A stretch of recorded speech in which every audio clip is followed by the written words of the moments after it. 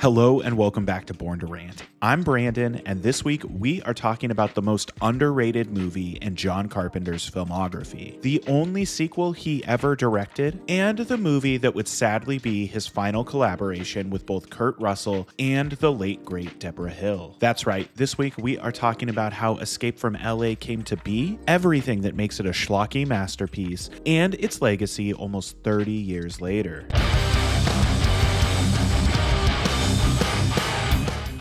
So Escape from L.A. was actually the first John Carpenter movie that I ever saw. My dad was a big Escape from New York fan, and when he heard that there was a sequel released, he went out and rented it to watch with my brother and I. And I don't know why he decided to not show us Escape from New York first, but that's just the kind of guy my dad was. He was also the kind of guy that would fast forward through songs and musicals, but that's a story for a different day. And I distinctly remember getting to the end of Escape from L.A. and thinking that Snake Plissken was hands down the coolest character in any movie I'd ever seen. I might have even thought he was cooler than Indiana Jones. And this is a movie that does play better for kids, and it especially plays better if you haven't seen Escape from New York, which I think is objectively the better movie, but I also think that these movies are a little bit incomparable. Escape from New York is this bleak and serious trek through a post-apocalyptic wasteland, while Escape from LA has Snake Plissken surfing through Wilshire Canyon with Peter Fonda. I just think that when people talk about Escape from LA, they always tend to focus on the things that don't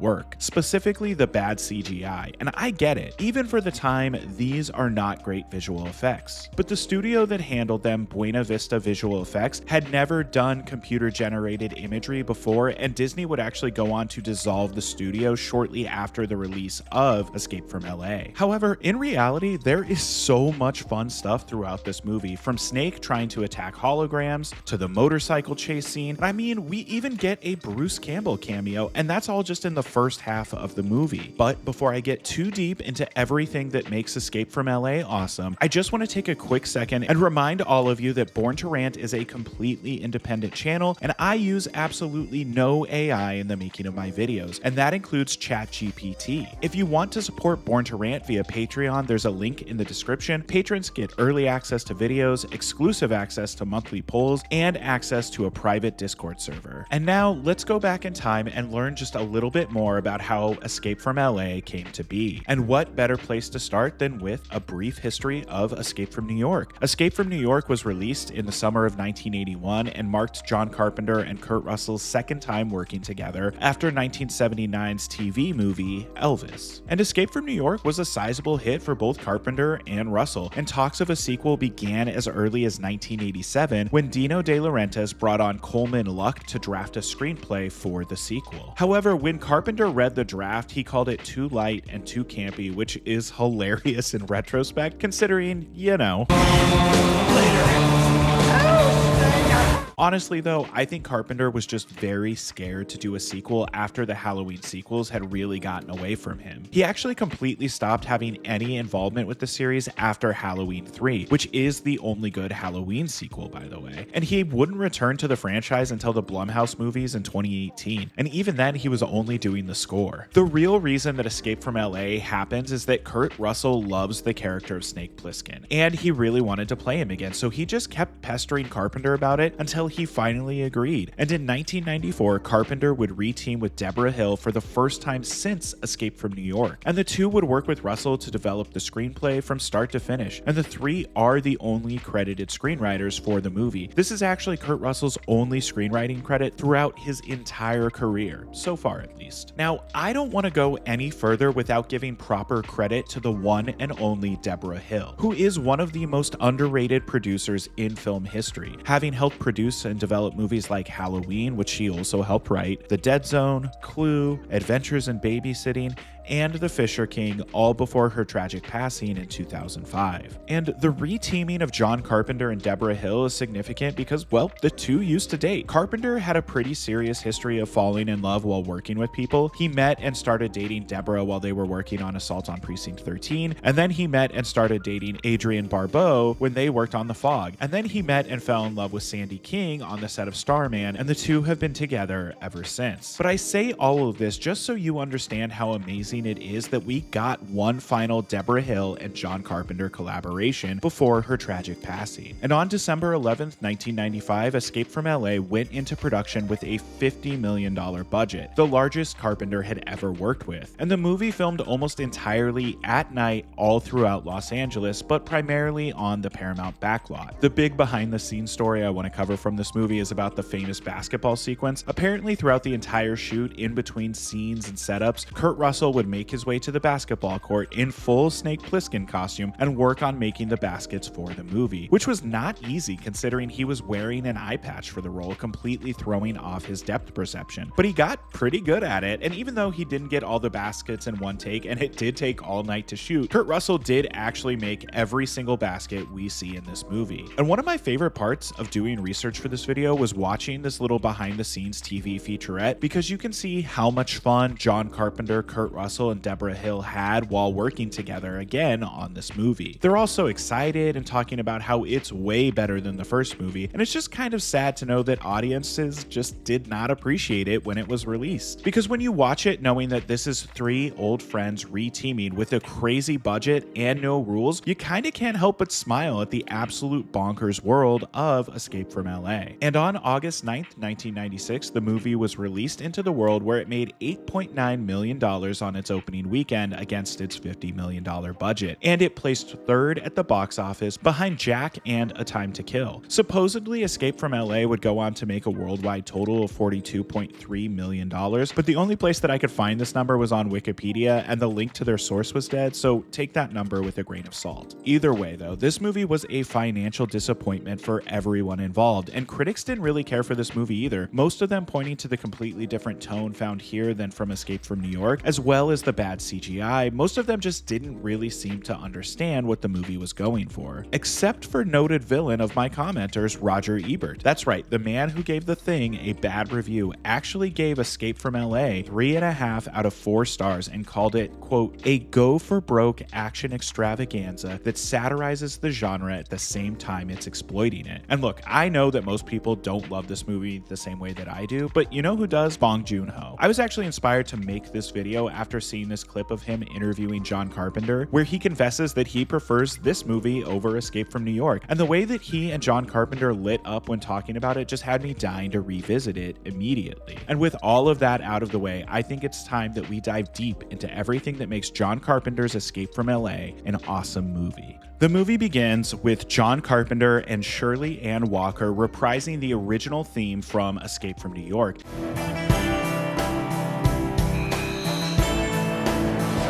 And of course, Carpenter's use of the Albertus font for the credits feels like a nice warm hug. And then we get some voiceover narration done by Kathleen Blanchard. So the narration lets us know that in the year 2000, Los Angeles was hit with a massive earthquake, completely cutting it off from the mainland of the United States. The president, played by Uncle Ben, Cliff Robertson, is elected to a lifetime term and turns Los Angeles into a prison. We're then transported to the far-off year of 2013, and Snake Plissken has been captured by the United States Police Force and is being brought to the prison of Los Angeles. Our proper introduction to Snake is absolutely perfect. We see the silhouette of Snake sitting in the back of the transport vehicle, surrounded by guards. He steps out and we zoom in to see that he's wearing his classic Snake Plissken outfit. And actually, this is the exact outfit that Kurt Russell wore in 1981's Escape from New York, which is pretty sick that he was able to get back into the same shape he was in 16 years earlier. And I love that his first line in the movie is, "Call me Snake." We also get a nice cameo from longtime Carpenter collaborator Peter Jason as the duty sergeant who walks Snake through this massive facility filled with folks being transferred to Los Angeles, well, or unaliving themselves because they all have the option to either be deported to LA or be read their last rites by a priest and then be electrocuted. And the walk down this hallway to his interrogation room is classic John Carpenter. First of all, it's completely shot on a Steadicam, and the bonkers world we're filming is great. Plus, we get the insert shot of Snake being scratched by Michelle Forbes here. Once Snake is led to his interrogation room, we're introduced to Stacy Keach as Commander Malloy, and our proper introduction to Forbes as Brazen, and Uncle Ben, Cliff Robertson, as the president. Here, Snake is given the full rundown of the plot of the movie, and it sounds more than a little familiar. His mission is to go into Los Angeles and track down a prototype black box device which was stolen from a test facility by the president's daughter, Utopia. And in return, Snake will be pardoned for every crime that he's ever committed. Sounds familiar. And the Utopia stuff feels like a very obvious reference to the Patty Hearst story. Here, Utopia has fallen in love with revolutionary Cuervo Jones, played by George Corofis, a pretty obvious stand-in for Che Guevara, and he's convinced her to steal this device and join him in L.A. It's also really nice seeing AJ Langer here. I was never a big fan of My So-Called Life, but I do absolutely love The People Under the Stairs. So Snake is given his mission and learns that this time, instead of injecting him with an explosive device like they did in New York, they've actually already infected him with the Plutoxin 7 virus when Brazen scratched his hand, and he has only 10 hours to live before the virus fully infects and kills him. More on that later. After quickly trying to attack these three only to discover their holograms, he agrees to go on their mission, and Snake gearing up for the mission is great, although I do think taking him out of his classic costume in favor of the black leather trench coat was a big mistake. And guys, where do you think the tail on Snake's Cobra tattoo ends? So Snake is all equipped and ready to go, but not before he gets his last order to kill Utopia, and he tries to take out Malloy and Brazen, but they filled his first clip with blanks like a couple of jerks. So Snake gets into his ridiculous CGI submarine, and we get what is probably the third most mocked scene in the entire movie, as Snake makes his way through the part of Los Angeles that's underwater, which includes Universal Studios and Bruce the Shark. And look, there's just no getting around it. Yes, the CGI here looks absolutely terrible. Even by 1996 standards, this just doesn't look good.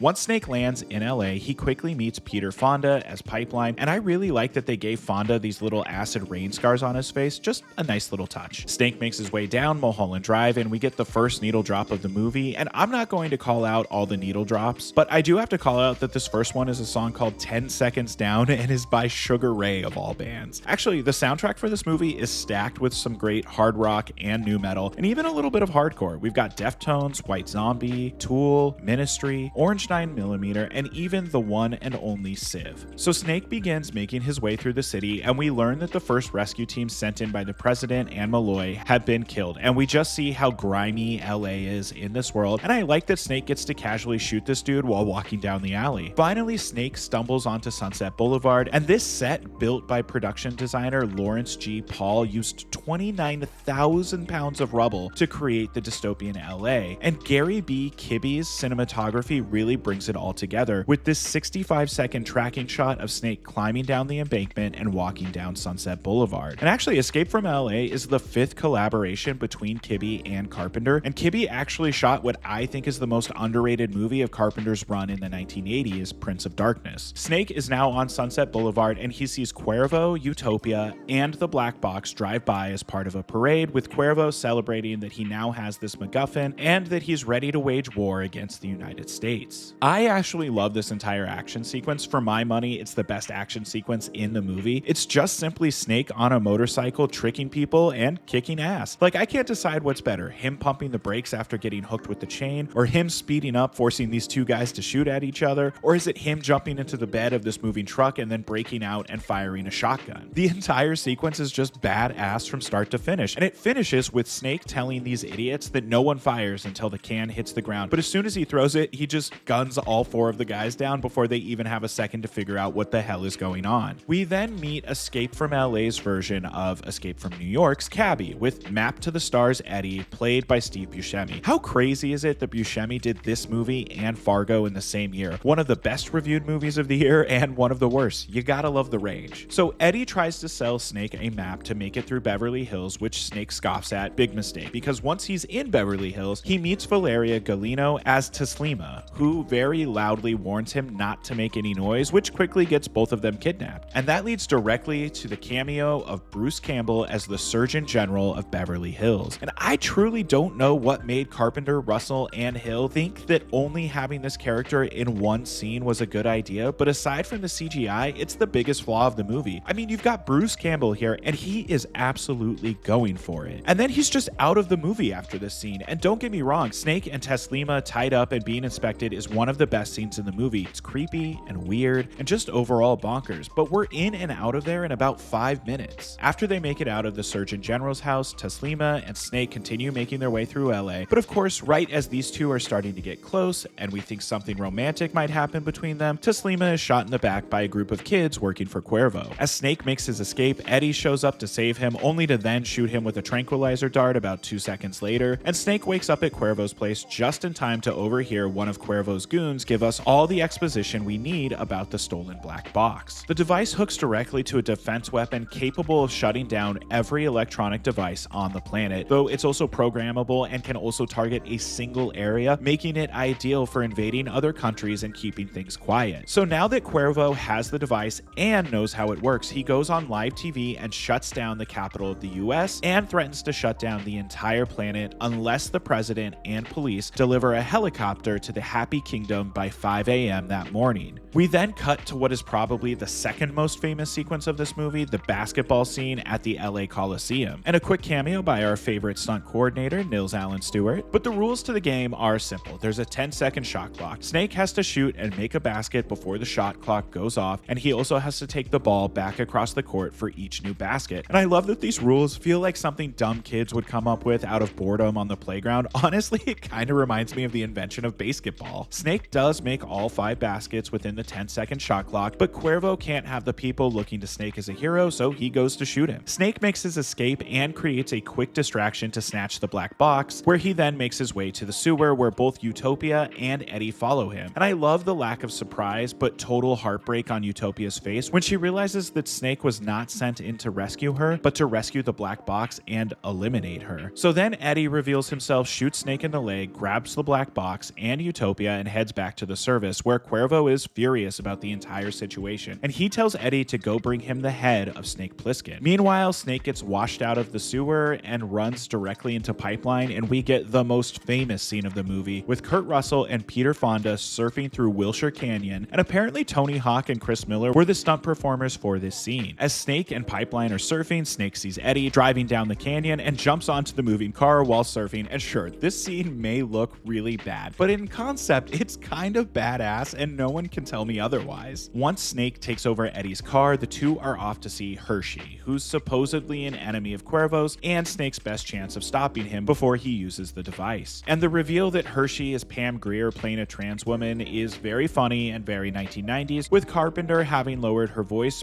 by 2 full octaves in post. But she teams up with Eddie and Snake, and the group take these cool gliders through Hollywood to head to the Happy Kingdom in Anaheim. But before they take off, Eddie uses some of Hershey's nail polish to create a disc that looks exactly like the device. And Eddie and Hershey kind of reveal that the Plutoxin 7 virus isn't actually deadly, but the group fly through the air and somehow go 30 miles in only about 10 minutes, and this final fight sequence is just a great time. Just a full-on brawl with explosions and gunshots and everything you'd want in a movie like this. The fight choreography between Snake and Cuervo is also really well done. Like, I really buy that these dudes hate each other and are beating the shit out of one another. Once Snake, Eddie, Hershey, and Utopia make it to the helicopter, things really kick into gear with Eddie shooting Cuervo and killing him, but not before Cuervo can fire one rocket directly at the helicopter, which incinerates Hershey and her men, while Eddie jumps out and Snake and Utopia barely escape, with each of them jumping out of the helicopter just before it crashes. Snake is then surrounded by the president and Malloy's men, who've already captured Utopia and what they think is the device, but is actually the duplicate made by Eddie. And I like that when Malloy and Snake have their little face-to-face moment, we get a little nod to Assault on Precinct 13 with Snake asking, "You gotta smoke? Anybody got a smoke?" The ending of this movie is something that stuck with me since I first saw it. I genuinely think that Snake using the device and putting the entire planet back into the Dark Ages is a great way to end this movie, because of course Snake Plissken would want to end the world after the people in power have proven themselves to be untrustworthy monsters. And I like that the movie ends with him saying, "Welcome to the human race."